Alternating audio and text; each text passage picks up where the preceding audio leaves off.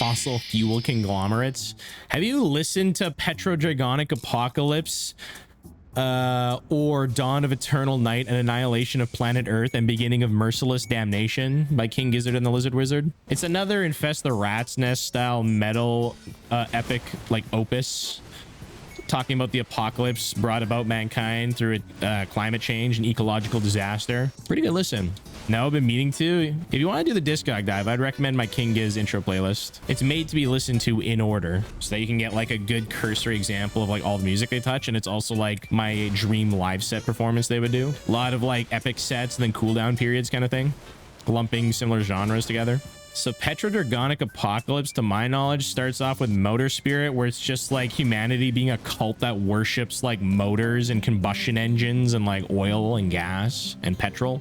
So it's like this religion of like gasoline basically. And then it turns into the song Supercell, where just like the climate change has gotten so bad that the storm systems are so insane that these hurricanes like suck up like Kuwaiti oil fields and ignite from the lightning, so you have these like hurricane firestorms destroying the world. And then you have Converge, where they're all gonna like converge and coalesce in one point and like create the apocalypse that mankind is doomed itself with. So then mankind in its darkest hour tries to like in its own hubris fix the problem with shitty methods. So the next song is called Witchcraft, where they get witches and magic to stop the apocalypse, but in doing so they accidentally create the giant Gila monster, which bridges into Gila Monster, where this giant Gila monster goes and like starts consuming all the flames and oil on the planet. And then I think they try and kill it, but then as they kill it, it's reborn in the ashes as a dragon, which kicks off into one of their best songs they've maybe ever made, called Dragon. And it's basically this gigantic dragon. The lyrics are like, the eye dilates, the air gyrates, and like, you know,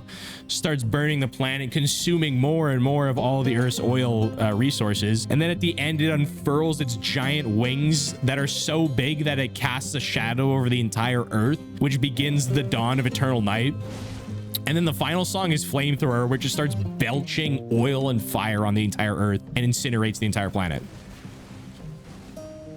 And then there's like a fucking weird like psych techno outro. It's really good.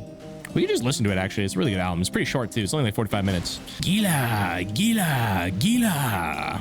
What?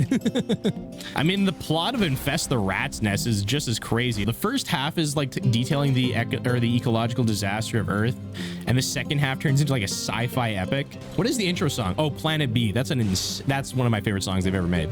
There is no Planet B, talking about scarification and like the destruction of the human race, and like the population's been culled and decimated, and like there's no more agriculture and everything, and the Earth is just barren. And the whole thing is like there is no Planet B. And then the second song is Mars for the Rich, which was like kind of like an arena rock song. Red Mars for the Rich. And yeah, basically all the rich people went to Mars. All the poor people are stuck to this squalor on Earth, you know, pretty classic cyberpunk shit or future shit. Then you have like songs like Organ Farmer, which is like more like a vegan thrash metal song because Stu McKenzie's vegan, and like how over farming has like kind of caused this.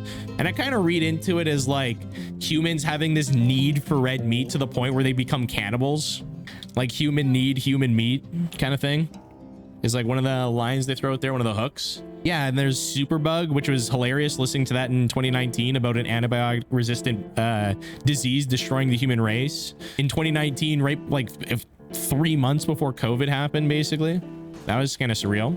It's pretty much it for like that part, but then it like turns into this, like the second half of the album just becomes fucking like, it becomes this story about the cult of Venusians.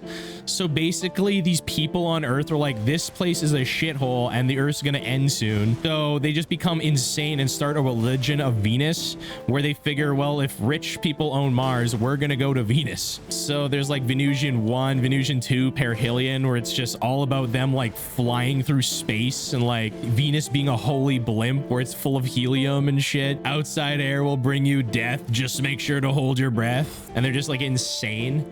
And then in Self-Immolate, they arrive in the atmosphere of Venus.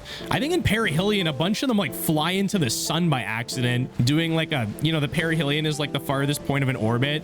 They do like a sling around a moon and they fuck up and they just fly into the sun and destroy themselves. But some of the Venusians make it to Venus in the end of Venusian 2. And then in self-immolate, they get to Venus and they all jump out. The other cool thing too was like the first images of the surface of Venus were uploaded like that month when that album came out. So you could like see the surface of Venus or whatever those like high res photos were.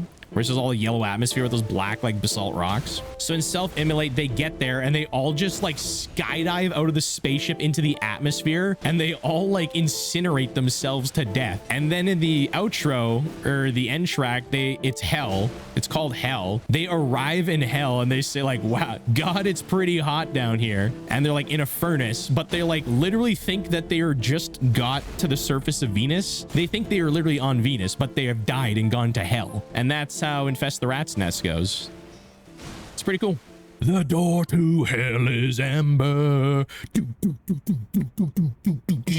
Yeah, this is one of my favorite songs. This is like top 5 album for me, honestly.